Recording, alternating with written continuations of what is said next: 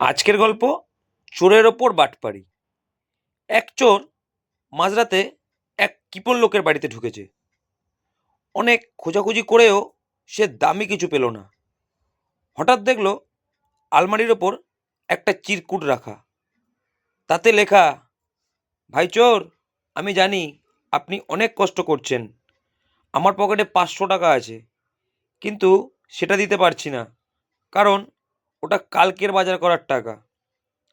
তার চেয়ে বরং আপনি পাশের টেবিলের ওপর রাখা লটারির টিকিটটা নিয়ে যান। যদি লেগে যায় তবে আমাদের দুজনেরই লাভ। চোর টিকিটটা নিয়ে পরদিন সকালে পেপার খুলে দেখলো আসলেই লটারি লেগেছে, তবে সেটা 10 টাকা পুরস্কার। চোর রাগে ওই বাড়িতে ফিরে গিয়ে চিরকুটের নিচে লিখে এলো, ভাই, আপনার 10 টাকার জন্য আমার 20 টাকার বাস ভাড়া খরচ হলো।